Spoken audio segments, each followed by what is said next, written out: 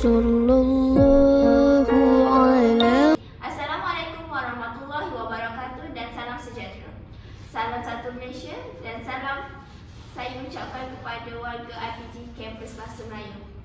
Tidak dilupakan lagi juga kepada ahli-ahli panel undangan kita pada pagi yang mulia ini. Sebelum saya memulakan perbincangan pada hari ini, saya ingin memperkenalkan ahli-ahli panel kita kepada anda. Bersama saya adalah dua panel yang tidak asing lagi. Baiklah, di sebelah kiri saya merupakan panel pertama. Panel pertama boleh memperkenalkan diri. Baik, nama saya adalah Muhammad Azam bin Kamaluddin dan saya berasal daripada Terengganu. Okey, terima kasih Encik Muhammad Azam. Seterusnya ahli panel kita yang kedua lagi bergaya. Panel di sebelah kanan saya. Sila memperkenalkan diri anda. Nama saya Nur Fasha Akilah binti Muhammad Syafullah, berasal daripada Perak. Okey, terima kasih kepada Puan Fasha Akilah.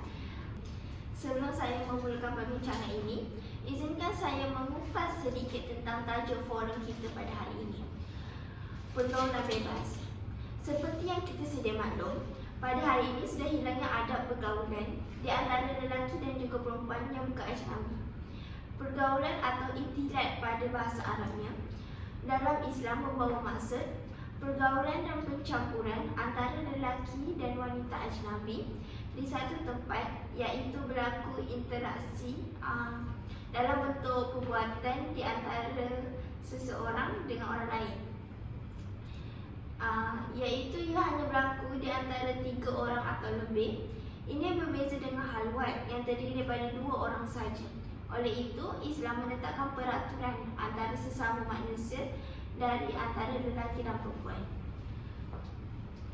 Terdapat 3 peringkat dalam pergaulan menurut Islam, iaitu peringkat perkenalan, iaitu ta'aruf, untuk membantu kita untuk saling kenal mengenali. Peringkat kedua pula, peringkat memahami, iaitu tafahum, dapat memahami sifat, latar belakang, akhlak seseorang. Dengan ini, mudahlah kita untuk menentukan orang yang akan jadi teman kita. Peringkat akhir iaitu peringkat tolong-menolong, iaitu ta'awun. Dengan tolong-menolong sesama manusia, kita dapat mengeratkan hubungan sesama manusia. Baiklah, bolehkah saya meminta panel pertama iaitu Encik Azam untuk mengupas dengan lebih lanjut tentang pergaulan bebas ini? Baik, pertama sekali terima kasih kepada moderator Puan Fatin atas ucapan yang diberikan dan soalan yang diajukan. Jadi pertama-tamanya syukur kita kepada Ilahi dan daripada kurnianya hari ini kita dapat berkumpul dalam satu majlis forum yang dianjurkan oleh pihak IPGKBM untuk sama-sama kita menilai dan menitik beratkan tentang ikhtilat ini. Jadi apa yang diterangkan oleh saudari kita Puan Fatin tentang ikhtilat tadi, saya akan kumpaskan lebih detail sedikit dan mungkin agak sama tapi insya-Allah akan lebih faham. Jadi ikhtilat ni daripada hukum asalnya yang kita faham adalah pencampuran antara lelaki dan wanita. Dan berdasarkan pendapat para ulama ahli sunnah wal jamaah, ikhtilat ni adalah diharuskan dalam beberapa keadaan. Namun dia boleh menjadi haram apabila syariat Islam tu kita tidak patuh ketika dalam pergaulan tersebut. Jadi saya ambil satu dalil Al-Quran yang bermaksud, katakanlah kepada lelaki-lelaki yang beriman supaya menahan penglihatan dan menjaga kehormatan, dan katakanlah kepada wanita-wanita yang beriman supaya menahan penglihatan dan menjaga kehormatan. Ini adalah dipetik dari surah An-Nur ayat 30 dan 31. Jadi kalau kita tahu ikhtilat ni pergaulan bebas antara lelaki dan perempuan. Jadi yang boleh menyebabkan haram adalah kerana berlakunya sentuhan yang di mana sentuhan lelaki dan perempuan adalah haram. Jadi itulah adalah pendapat-pendapat yang mengatakan haram ikhtilat. Pergaulan bebas haram dalam ikhtilat itu. Jadi mungkin itu sedikit perkongsian daripada saya yang dapat menjelaskan lebih dalam lagi insya-Allah. Okey, selanjutnya saya silakan kepada moderator balik. Baiklah, soalan saya kepada panel pertama. Wajarkah iktilat ini dibendung sejak sekolah rendah lagi? Okey. Baik, terima kasih kepada moderator sekali lagi. Jadi soalannya adalah wajarkah iktilat ini dibendung sejak di bangku sekolah rendah lagi? Ya. Okey, jawapannya bagi saya adalah bukanlah daripada sekolah rendah lagi, tapi dari didikan ibu ayah di rumah. Ini kerana kita ni orang kata buluh apa? Melentur buluh ialah dari rebungnya. Jadi sebelum anak-anak ini masuk ke sekolah, jadi didikan ibu bapa tu adalah lebih penting. Jadi apabila berada di sekolah, akan berlakunya secara automatik orang kata, akan anak-anak ini akan lebih terpelihara, terjaga. Jadi untuk membendung iktilat ni di sekolah rendah lagi, itu adalah maknanya perlu, dan lebih baik ia perlu dibendung daripada didikan mak ayah lagi. Jadi itu jawapan pertama saya. Allah. Okay, terima kasih kepada saudara Muhammad Azam atas perkongsian beliau sebentar tadi berkenaan dengan wajarkah iktilat ini dibendung sejak sekolah rendah. Memang kita tidaklah dapatlah dinafikan lagi bahawa iktilat ini perlu dibendung sejak kecil agar mereka dapat mengetahui perbatasan antara lelaki dan perempuan dan tahu keburukan jika melakukan iktilat ini. Okay. Seterusnya saya akan berpindah kepada panel kedua, iaitu Puan Fasha Akilah. Seperti yang saudara Azam tadi beritahu, iktilat ini perlu dibendung sejak kecil lagi, seperti meluntur bulu biara dari rebungnya. Bagaimana pula dengan kanak-kanak yang sedang meningkat remaja yang sudah menjalani persekolahan yang semakin tinggi dan berjumpa dengan ramai orang? Bagaimanakah remaja itu sendiri nak mencegah daripada pergaulan bebas ini? Dipersilakan. Baiklah, terima kasih kepada Cik Fatin, saudari moderator kita pada hari ini. Saya amat bersetuju dengan apa yang telah dikatakan oleh Encik Azam sebentar tadi, iaitu remaja pada hari ini sangat memandang remeh terhadap isu pergaulan bebas yang kian meningkat, kian buruk semakin hari ke semakin hari. Oleh itu, saya akan berkongsi sedikit sebanyak tentang langkah-langkah yang boleh diambil bagi mengatasi masalah pergaulan bebas di kalangan remaja. Baiklah, yang pertama, sesuai dengan sifat ingin tahu yang tinggi serta gemar untuk berkawan, sudah tentulah remaja akan mudah didampingi oleh ramai rakan-rakan tanpa mengira peringkat usia. Adalah lebih penting seorang remaja untuk mendampingi rakan-rakan yang baik untuk menjadikan diri sendiri menjadi lebih baik. Jadi, remaja perlulah mencari rakan yang baik untuk belajar bersungguh-sungguh supaya berjaya dalam pelajaran dan mendengar nasihat ibu bapa, serta menjadikan guru sebagai idola untuk maju dalam kehidupan. Remaja juga perlu mengelakkan diri daripada rakan yang tidak baik, kerana seperti yang kita tahu, rakan yang tidak baik ini dapat mendorong remaja itu sendiri untuk mencuba perkara-perkara yang negatif serta tidak mengendahkan nasihat ibu bapa dan guru. Contoh perkara-perkara yang negatif adalah pergaulan bebas, seperti berpegang tangan, bercinta dan sebagainya. Rakan yang tidak baik juga akan memperkenalkan remaja dengan orang lain tanpa arah tujuan dan khususnya mengajak melakukan perkara yang tidak berfaedah, terutamanya maksiat. Baiklah, seterusnya saya akan berkongsikan cara yang kedua untuk remaja-remaja mengatasi masalah pergaulan bebas. Cara yang kedua adalah Remaja perlu mengelakkan diri untuk berpasangan atau lebih mesra lagi kita panggil sebagai berkapal lah. Sebagai individu yang masih muda ataupun individu yang sedang belajar, remaja tidak mampu untuk melakukan perkara yang besar dalam satu masa. Sebagai contoh, mempunyai teman wanita atau teman lelaki. Hal ini akan menyebabkan remaja itu sendiri mempunyai pemikiran yang serabut, sekaligus dapat mengurangkan tumpuan kepada pelajaran dan akan mengakibatkan pelajaran mereka merosot. Selain itu, dibimbangi juga hubungan tersebut sampai ke peringkat yang melampaui batas, seperti pergaulan bebas yang akan melibatkan maksiat ataupun hubungan seks luar nikah, serta dan akhirnya akan terjadinya atau terdapatnya anak tidak sah taraf.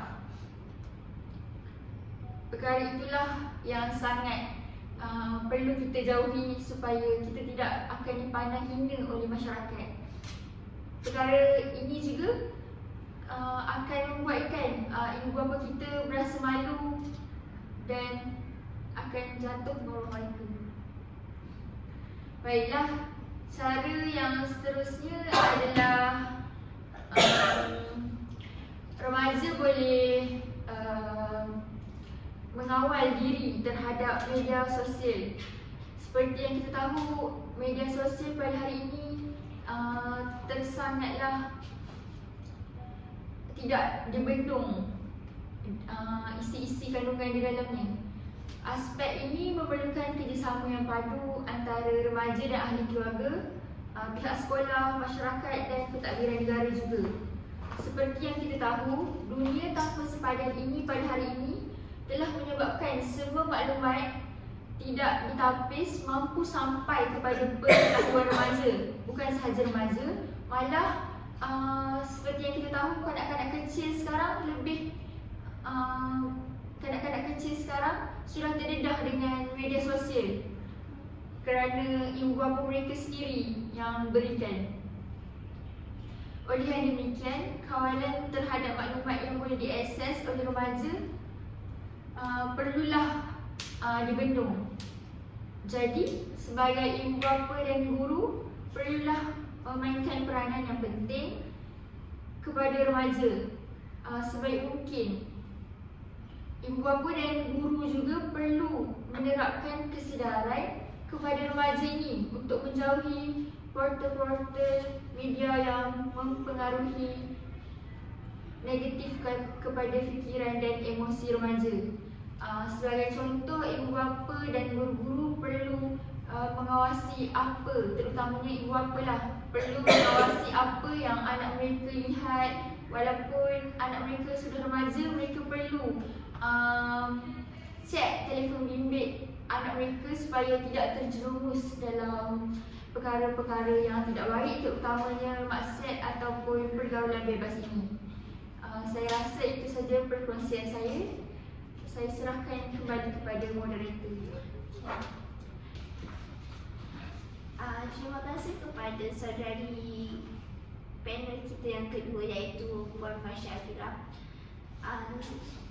berkenaan dengan cara remaja nak mencegah daripada pergaulan bebas ini. Saya sangat bersetuju dengan pendapat yang dilontarkan oleh Puan Fasha Akira mengenai berkapal itu. Zaman sekarang, berkapal pada remaja menjadi satu trend yang mereka anggap mereka perlu lakukan perkara tersebut. Jika mereka tidak melakukan perkara tersebut, mereka akan dikutuk oleh rakan-rakan mereka. Kita akan kembali semula kepada panel kita yang pertama. Soalan saya kepada panel kita yang pertama, iaitu Encik Muhammad Azam. Setelah kita meningkat remaja, kita akan melanjutkan pelajaran kita ke IPT. Jadi Dan di dalam IPT ini, mereka menggalakkan kerja yang berkumpulan yang melibatkan lelaki dan perempuan. Adakah, soalan saya, adakah dibenarkan pelajar melakukan kerja secara berkumpulan yang melibatkan lelaki dan perempuan? Dan apakah hukum pernyataan berikut? Baik, terima kasih kepada moderator kita Puan Fatin atas soalan tersebut. Jadi soalan ini sebenarnya telah banyak kali diajukan kepada panel yang sebelum ini, di mana kita sendiri pun lebih dah tahu jawapannya, tapi di sini saya akan kupaskan dengan lebih lanjut. Jadi ramai yang bertanya, adakah boleh kita buat secara berkumpulan lelaki dan perempuan? Macam mana kita kalau nanti nak kerja, macam mana nak belajar, nak jawab beli, pasti kita akan berhadapan dengan lelaki dan perempuan ini. Jadi memetik daripada ahli sunnah wal jamaah mengambil pendapat yang pertengahan, iaitu mutawasit, iaitu bersederhana dalam percampuran lelaki dan wanita, dan dia tidak mengharamkan secara mutlak dan tidak juga menghalalkan secara mutlak. Jadi kita boleh lihat di sini ada term-term yang boleh, yang menjadi harus, dan ada term-term yang boleh menyebabkan perkara itu menjadi haram. Jadi sebolehnya kita dalam kumpulan ini kita cuba untuk elakkan daripada untuk satukan lelaki dan perempuan ini. Tapi jika perlu kerana kerja belajar ini, jadi yang perlu kita jaga dalam secara berkumpulan ini adalah yang pertama, pandangan yang berlebihan. Pandangan yang berlebihan, saya memetik sekali lagi dalil yang saya bacakan tadi, iaitu daripada surah An-Nur ayat 30 hingga 31. Katakanlah kepada lelaki yang beriman supaya menahan penglihatan dan menjaga kehormatan, dan katakanlah kepada wanita yang beriman supaya menahan penglihatan dan menjaga kehormatan. Jadi di sini apabila kita melakukan kerja secara berkumpulan ini, hendaklah kita jaga pandangan kita supaya tidak menimbulkan nafsu syahwat. Jadi apabila adanya nafsu syahwat ini, itulah perkara yang menjadikan sesuatu perbincangan dengan perkara itu menjadi haram, menjadi maksiat. Jadi yang kedua adalah bersentuhan. Jika sentuhan ini dalam sabda Rasulullah, sekiranya kamu ditusuk kepala kamu dengan besi, adalah lebih baik daripada memegang lelaki atau perempuan yang tidak halal untuk kamu. Jadi sini Rasulullah telah menekankan bahawa sentuhan ini adalah haram. Lebih baik ditusuk kepala kamu dengan besi. Maknanya di sini sentuhan itu adalah haram. Jadi kita dalam kumpulan itu harus untuk bincang, tapi kita jangan melakukan apa yang dilarang seperti bersentuhan ini, kerana ini dilarang oleh Rasulullah SAW. Jadi yang ketiga adalah perkara yang perlu kita elakkan ketika dalam kumpulan ini adalah bercakap secara lemah lembut. Suara atau percakapan juga adalah elemen terpenting yang perlu dijaga, kerana percakapan yang tidak perlu berbunga atau bermanja ni akan menaikkan syahwat seseorang itu. Jadi seterusnya adalah berdua-duaan. Jadi kita ni berkumpulan ni dah ramai, tapi boleh menjadi haram apabila berkumpulan itu kita hanya dua orang, satu lelaki dan satu perempuan, dan berada dalam satu bilik yang boleh menimbulkan fitnah. Jadi apa yang saya nak tekankan di sini, perbincangan dalam kumpulan kerja atau belajar boleh diharuskan, tapi tidak dihalalkan secara mutlak. Maknanya di sini kita perlu jaga apa etika-etika yang saya katakan itu. Yang pertama adalah pandangan, yang kedua adalah bersentuhan, yang ketiga bercakap lemah lembut, dan yang keempat adalah berdua-duaan. Jika perkara ini dapat dijaga dengan baik, maka secara berkumpulan itu tidak ada masalah untuk kita belajar atau kerja. Tapi kita boleh tahu di sini sekarang telah menjadi kebiasaan untuk remaja-remaja sekarang, bukan remaja saja tapi orang luar di sana, tentang bab-bab ini. Yang inilah akan menyebabkan menjadi haram dalam berkumpulan tersebut. Jadi saya tinggal satu, iaitu yang kelima adalah tidak menutup aurat. Maknanya di sini jika kita tahu kita berada dalam satu kumpulan yang yang ajnabi. Jadi kita perlulah menjaga pakaian kita dengan baik agar tidak ada mata yang memandang secara berlebihan, dapat mengelakkan daripada fitnah dan mengelakkan daripada nafsu syahwat. Jadi mungkin apa pandangan saya ini jelas untuk si tukar tanya. Jadi harap dapat membantulah insya-Allah.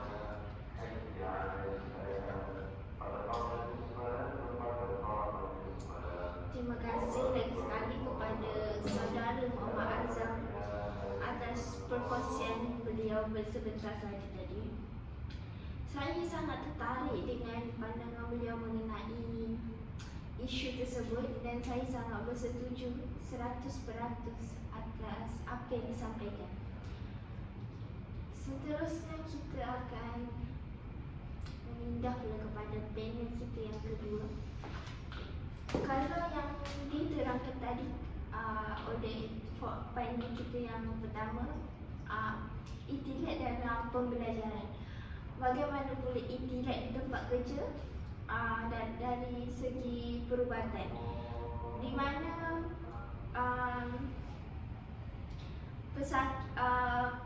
keadaan yang darurat, ya, kecemasan yang berlaku oleh pesakit wanita dan tiada sebarang doktor wanita yang ingin merawat pesakit tersebut. Adakah kita perlu meminta doktor lelaki untuk merawat pesakit tersebut? Sebab dalam merawat kita perlu menyentuh ataupun banyaklah yang nak terlibat. Jadi apakah hukum doktor lelaki tersebut merawat perempuan yang melibatkan sentuhan? Contohnya seperti bersalin. Tolong diperjelaskan dengan lebih lanjut lagi. Baiklah, terima kasih kepada moderator di atas soalan yang sangat menarik, soalan yang sangat famous yang selalu ditanyakan kepada kami. Memang dalam syariat Islam mengharamkan melihat aurat sesama jantina dan berlainan jantina. Sebab itu dalam Islam memerintahkan umatnya menutup aurat. Namun bagi tujuan rawatan, kalau tiada jalan melainkan didedahkan aurat, maka diharuskan perawat melihat aurat pesakit dan pesakit pula boleh mendedahkan auratnya. Para ulama telah sandarkan keharusan ini kepada hadis Nabi sallallahu alaihi wasallam. Maksudnya sesungguhnya Ummu Salamah radhiyallahu anhu meminta keizinan Rasulullah sallallahu alaihi wasallam untuk berbekam. Lalu baginda memerintahkan Abu Taibah membekamnya. Berdasarkan hadis ini, tatkala Ummu Salamah radhiyallahu anhu meminta izin kepada Nabi sallallahu alaihi wasallam untuk rawat bekam, baginda mengizinkannya dan menyuruh Abu Taibah merawatnya. Para ulama telah memberi pandangan bahawa boleh bagi perempuan yang sudah atau belum baligh dirawat oleh doktor lelaki yang bukan mahram, tetapi berdasarkan garis-garis panduan yang telah ditetapkan. Jika panduan itu tidak dilaksanakan, maka akan jatuh hukum haram semula. Apapun keharusan ini tertakluk kepada kaedah fiqh, iaitu darurat mengikut kadar keperluannya. Jika ada bahagian aurat yang perlu didedahkan, maka cukuplah setakat yang perlu untuk prosedur itu tanpa melampaui batas. Jika sebagai contoh, jika perlu dirawat di bahagian perut, hanya buka sahaja aurat di bahagian perut, tetapi di bahagian lain kita perlu tutuplah. Justeru kadar aurat itu ini akan berubah mengikut keadaan yang diperlukan.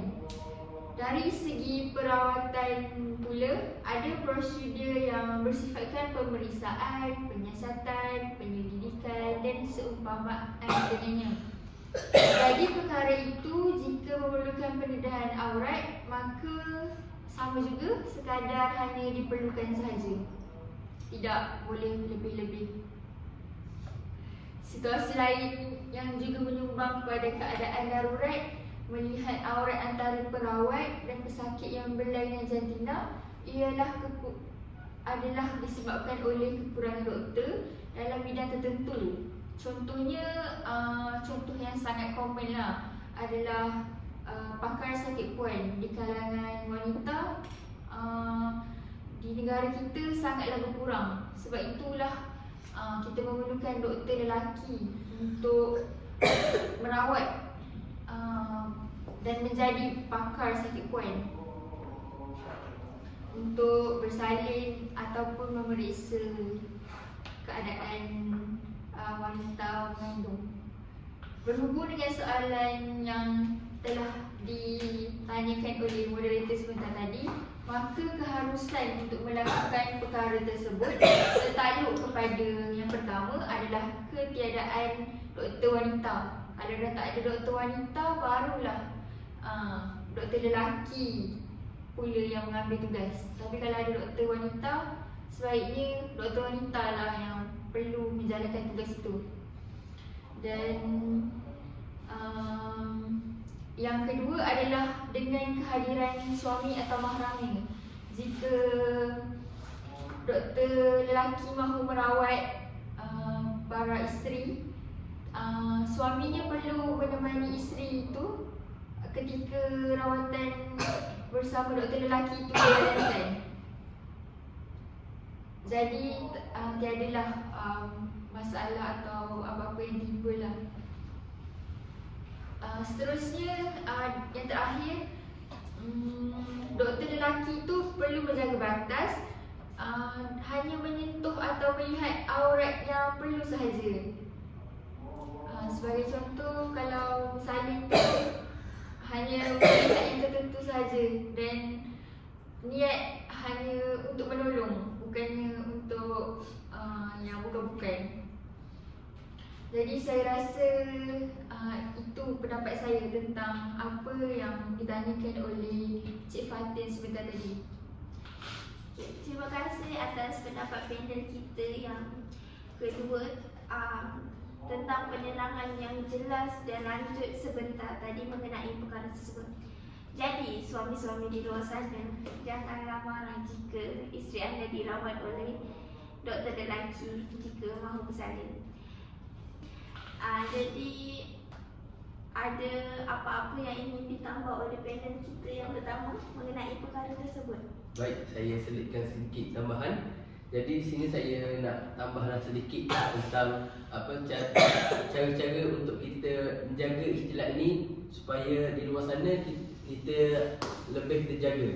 Jadi yang pertama saya sarankan patutnya kita semua perlu tahu dan faham, kita sebelum keluar tu kita perlu niatkan dalam diri kita ni adalah buat sesuatu adalah kerana Allah. Jadi apabila kita keluar, kita tahu yang Allah ini Maha melihat. Jadi kita akan takut untuk membuat sesuatu perkara yang Allah muka.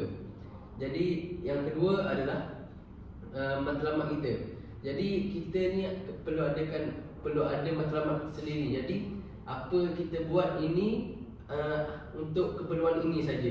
Maknanya tidak lebih daripada itu.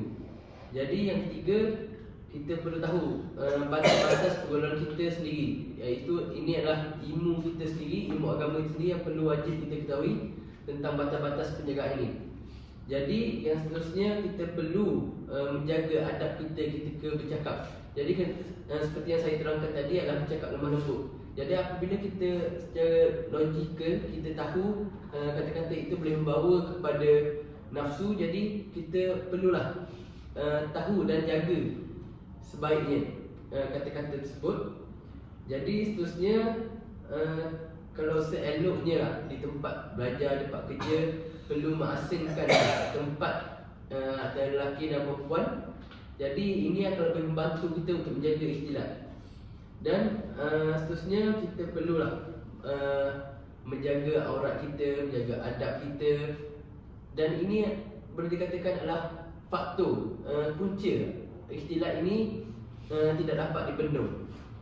Jadi yang terakhir adalah perlu ada kawanan daripada orang yang boleh dipercayai. Maknanya apabila dalam kelas kena ada guru, kena ada sahabat kita yang boleh dipercayai. Jadi mungkin perkongsian ini dapat membantu semua para hadirin untuk menjaga diri di luar sana, bukan di tempat kerja, tempat belajar saja, malah di luar akan datang insya-Allah. Jadi itu sajalah perkongsian tambahan saya. Terima kasih kepada Encik Muhammad Azam atas perkongsian tambahan yang bermanfaat itu sebentar tadi. Okay. Sekarang kita sudah berada di penghujung majlis. Saya ingin mengucapkan ribuan terima kasih kepada kedua-dua ahli panel kita kerana sudi hadir dan sudi menyuarakan pendapat mereka pada hari ini. Moga kita dapat sesuatu daripada hari ini, bukan sekadar masa telinga kanan dan keluar telinga kiri. Nampaknya masa amat menceburi kita. Sebelum berakhir, saya berharap agar warga IPG Kampus Bahasa Melayu mengambil iktibar, mengambil maklumat daripada perkara yang disampaikan oleh panel-panel kita sebentar saja lagi. Saya sudahi dengan wabillahi taufiq wa hidayah. Wassalamualaikum warahmatullahi wabarakatuh. Sallallahu